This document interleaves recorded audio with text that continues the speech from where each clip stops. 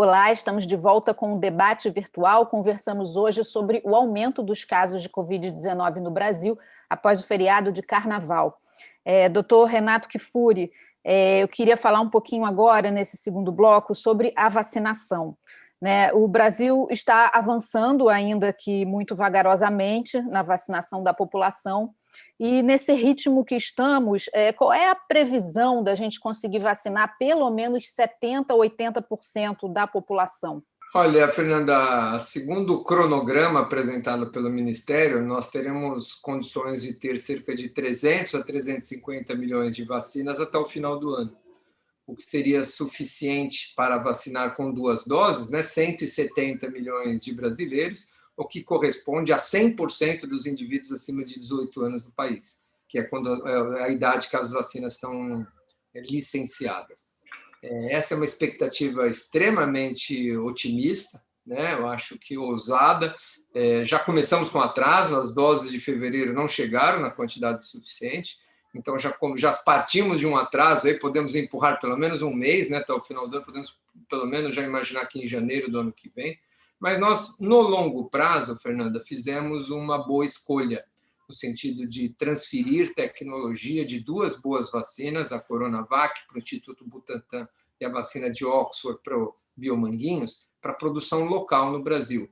Isso é muito bom, porque nos garante sustentabilidade desse programa, independência. No segundo semestre, se todo o cronograma for cumprido de transferência de tecnologia, nós vamos produzir 100% da vacina aqui no Brasil, não mais dependendo de importações, de insumos, de ingredientes farmacêuticos, ou seja, nós podemos nos tornar, inclusive, um exportador de vacinas Covid. Só que isso ficou para o segundo semestre, né? E o primeiro semestre nós não estamos conseguindo adquirir no mercado essas ou outras vacinas com a mesma rapidez que nós gostaríamos de adquirir. Claro que esse é um problema mundial, falta vacina, né? O mundo inteiro queria muito mais vacina, não é só o Brasil que tem, mas nós poderíamos, proporcionalmente à nossa população, estar aí com 15%, com 20% da população vacinada, almejando aí a prevenção dos grupos mais vulneráveis. Infelizmente, não tivemos, ou o Ministério não definiu uma estratégia de curto prazo adequada. Hoje nós estamos recebendo vacinas ou insumos a conta-gotas, o que vai tornando lento o nosso processo, e, infelizmente, quanto mais lenta, cada semana que demoramos, cada quinzena, cada mês que retardamos uma vacinação mais ostensiva no país, nós vamos acumulando 1.000 mortes diárias. Nós vamos dando chance para esses vírus circular cada vez mais, sofrer eventuais mutações, aparecerem novas variantes que até podem escapar das vacinas que hoje a gente dispõe. Então, nós temos pressa. Infelizmente, nós perdemos o tempo de vacinar precocemente nossos grupos vulneráveis e reduzir o impacto num momento tão duro que nós estamos vivenciando até agora. O senhor acredita que seria necessário contratar novas vacinas, além dessas 2 que a gente vai conseguir produzir aqui, né? Tanto a do Butantan como a da Fiocruz? O senhor acredita que o governo poderia estar comprando outras? É a única alternativa que nós temos hoje, né? Nós não fechamos no passado outras vacinas, como a Pfizer, como a Moderna. Então, hoje nos resta no mercado, e mesmo assim com dificuldade, poucas vacinas para serem disponibilizadas num curto espaço de tempo. Então, qualquer laboratório hoje que o Brasil fizer alguma intenção de compra, provavelmente vamos ter entrega de vacinas para abril, para maio, para junho. Isso ainda dependente de registro na Anvisa, porque como não há nenhuma sinalização de compra, não há interesse do laboratório de submeter o registro aqui no país. Eu não vou submeter o registro da minha vacina na Anvisa brasileira se ninguém vai comprar a vacina aqui. Então, as coisas andam em paralelo, né? Então, enquanto não tivermos uma manifestação efetiva do Ministério da Saúde com compra de vacinas já aprovadas em outros países, leia-se aqui Pfizer, Moderna, vacina da Janssen, vacina do Instituto Gamaleya russo, ou seja, essas vacinas já têm aprovação nos países, já têm dados de fase 3 publicados, só que não estão registradas aqui no Brasil, exceto a Pfizer, porque não há interesse do governo em comprá-las. Então, precisamos de celeridade, não se pode mais perder tempo com outras discussões que não sejam essas. E, na opinião do senhor, em quanto tempo a vacinação vai conseguir dar uma resposta para a gente? Assim, em quanto tempo a vacinação vai conseguir conter a pandemia, na opinião do senhor? Isso depende da velocidade com que vacinarmos, né, Fernanda? O Israel, por exemplo, em 1 mês e meio, em 45 dias de vacinação, vacinou praticamente 60% dos idosos acima de 80 anos e já tem uma redução drástica das hospitalizações. 80% menos hospitalizações, 90% menos mortes em idosos que já foram vacinados. Quer dizer, o resultado é praticamente imediato, né? Você vacina em 1 mês e meio, dali 2 meses aplica a segunda dose. 1 mês depois da segunda dose, quando você completa a população de risco vacinada, as quedas são absolutamente rápidas. Então, nós vamos, se continuarmos vacinando por cada quinzena indivíduos de faixas de 5 anos, 75 a 80 nesta quinzena, mais uma quinzena, 70, nós vamos demorar meses até que esses grupos mais vulneráveis sejam completamente vacinados. E para cada idade que a gente abaixa a indicação da vacinação, o número aumenta. Indivíduos centenários, nós temos aqui, por exemplo, em São Paulo, 1.000.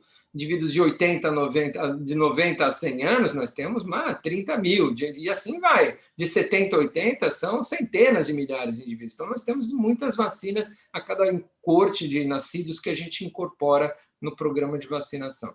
Então, temos estrutura, temos condições de vacinar, só não temos vacinas, infelizmente. E esse é o gargalo onde nós estamos vivenciando toda essa dificuldade. Então, essa experiência de Israel mostra para a gente que as vacinas são, sim, eficazes, que a gente não precisa duvidar, né, do quanto elas podem ajudar a população nesse momento. Israel e o Reino Unido e os Estados Unidos são 3 países já que publicam dados de impacto de introdução. São chamados dados de mundo real, de efetividade. Não são mais aqueles dados dentro dos estudos clínicos, quantos se protegeram, quantos não. Aqui nós estamos falando de mundo real. Nós estamos falando de milhões de doses aplicadas nesses países, né? A Escócia mostrou, e a boa notícia que vem lá do Reino Unido, é que a redução, a chance de cai, o risco de hospitalização no vacinado cai em 95% com a vacina da AstraZeneca, que é a vacina que a gente está usando aqui, da Oxford. Então, essa vacina no Reino Unido mostrou um risco de hospitalização 95% menor para quem recebeu a vacina. Então, mostra, de novo, um dado de mundo real, onde a gente vê realmente o impacto que essas vacinas podem trazer e o potencial de prevenção de formas graves, hospitalizações e mortes que elas vão nos trazer. E, doutor Kfouri, mesmo os vacinados, isso tem sido falado bastante atualmente, né? As pessoas vacinadas precisam continuar mantendo regras de isolamento, uso de máscara. Por quê? Queria que o senhor explicasse. Olha, por 3 motivos simples. Primeiro que a vacina não é 100% eficaz. Nenhuma delas. Um indivíduo vacinado ele pode adquirir a doença. Claro que ele provavelmente vai ter uma forma muito leve, não vai ter, mas ele vai ser uma pessoa doente, vai se sentir mal, vai transmitir para os outros. Então, você deve continuar usando máscara porque você não está 100% protegido, não é um passaporte, é uma garantia de imunidade. E nem por quanto tempo, a gente não sabe por quanto tempo vai durar essa proteção. Segundo, é que mesmo que esses indivíduos tomem a vacina e não adoeçam, eles podem carrear o vírus, eles podem ser transportadores e transmissores dos vírus. Essas vacinas não demonstraram ainda de maneira inequívoca que são capazes de prevenir transmissão. Então, esses indivíduos vacinados podem sim transmitir. Então, mesmo que ele não fique doente, ele pode ser um portador aí, e transmitir a doença para os outros. E em terceiro e último, acho que tão importante quanto esses dois, Fernanda, é a questão da responsabilidade social, né? Ninguém sai na rua com uma plaquinha, eu já sou vacinado, não preciso usar máscara.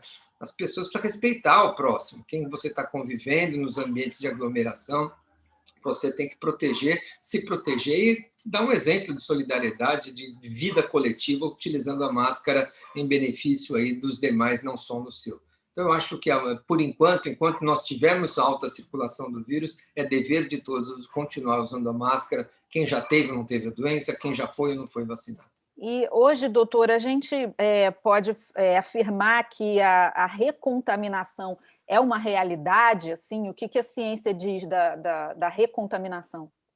Olha, no começo, quando os indivíduos foram infectados há pouco tempo, eram raros os casos que a gente via de gente que já teve a doença e pegou de novo. Até porque a imunidade durava um certo tempo. Em geral, hoje os estudos mostram pelo menos 5 a 6 meses, no mínimo, de duração. E nós sabemos que essa proteção parece que ela é maior ou mais longeva quanto mais sintomas você tem. Quanto mais leve é a doença em você, mais rapidamente você deve perder essa imunidade. Agora, isso depende de indivíduo para indivíduo. Tem indivíduo que tem uma infecção leve, mesmo assim fica protegido mais tempo. Nós só temos um ano de pandemia, né, ou de epidemia, Fernanda, então não podemos fazer nenhuma perspectiva ou nenhuma, vamos dizer assim, inferir nada em relação ao longo prazo. Será que vai durar 2 anos, 3 anos, 4 anos? Ninguém sabe, porque são muito novos esses casos de recém-infectados. Então, nós vamos ter que acompanhar. Agora, alguns dados com essas novas variantes já nos apontam. Os dados de Manaus, por exemplo, são muito preocupantes, porque nós tínhamos informações de alguns estudos feitos já ali com a população, que cerca de 66% a 70% da população de Manaus já foi infectada, já tinha sido exposta.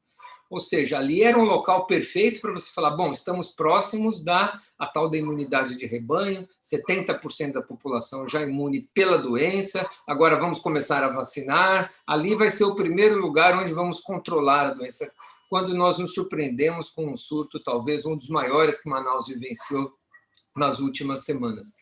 E provavelmente, dentro, os estudos estão sendo conduzidos, mas dentro desses indivíduos infectados nessa nova onda, muitos já foram infectados previamente, ou seja, essas variantes que parecem escapar do sistema imune de quem já foi infectado uma vez e propiciar o aumento de reinfecções. A conferir, Fernanda, nós vamos ter que acompanhar isso mais no longo prazo e saber que comportamento tem essas vacinas. Se elas vão induzir uma defesa, uma resposta mais robusta e, consequentemente, mais duradoura do que a própria infecção natural ou não. Então, a gente pode traçar aí um paralelo entre a reinfecção e essas novas cepas, essas novas variantes que estão surgindo. É possível que exista aí uma relação? É possível e é provável, né? Mas eu acho que ainda não há um dado muito contundente nessas reinfecções. A boa notícia, em geral, para esses vírus respiratórios, é que reinfecções normalmente cursam com quadros mais leves, né? Então, isso vale para todas as infecções que a gente conhece. Quem já teve uma vez gripe tem a segunda vez, costuma ser mais leve. Quem já teve coqueluche a segunda vez, quem já teve bronquiolite, assim vai. Porque você, de alguma maneira, na sua primeira exposição, você guarda alguma memória do seu sistema imunológico que te previne de adoecer de formas graves. Como regra geral, é claro que vamos ter exceções, mas, de uma maneira geral, as reinfecções tendem a ser quadros mais leves do que as primeiras infecções para qualquer vírus, para qualquer agente infeccioso. Essa, em geral, é a regra que a gente costuma ter na infectologia. E o que a gente já sabe sobre as vacinas que a gente tem e as novas variantes? Elas são eficazes?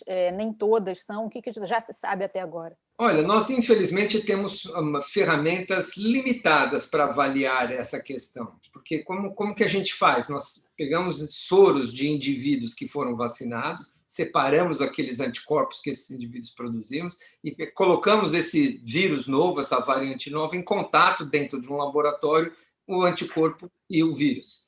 E observamos se esses anticorpos são suficientes ali para neutralizar as diferentes variantes que estão circulando por aí.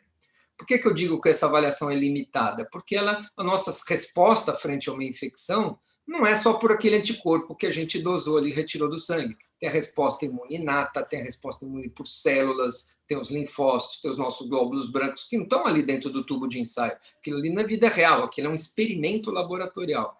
Então, quando você faz esse tipo de teste, ele é bastante limitado para ver se, na prática, isso realmente vai se traduzir por um déficit ou não de resposta a essa vacina.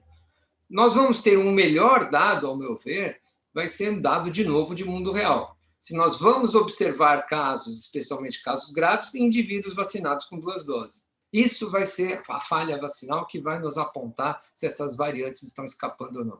Então, nós vamos, se os indivíduos vacinados continuarem não adoecendo, né, em Israel, no Reino Unido, mesmo aqui no Brasil, nós não costumarmos vermos casos graves, especialmente indivíduos vacinados, é porque as variantes que estão circulando aí não estão levando, as vacinas continuam protegendo. Esse é o dado que nós esperamos que fielmente, eles sejam mais fiéis para refletir se essa variação impacta ou não no resultado das vacinas. Mas os estudos de laboratório vão acontecendo mesmo assim. A gente tem, para algumas vacinas, alguma perda, parece, de sensibilidade da vacina, especialmente para formas leves, mas elas continuam protegendo bem até o momento para as formas graves. Então, nenhuma modificação nas vacinas até agora tem sido indicada. Obrigada, doutor Renato Kifuri, obrigada pela entrevista e pela forma tão simples e esclarecedora com que o senhor fala, que nos ajuda bastante. Obrigada também a você que nos assistiu. Se quiser rever este ou outro programa da TV Alerj, acesse o nosso site ou então o nosso canal do YouTube, TV Alerj, Canal do Povo. Até a próxima.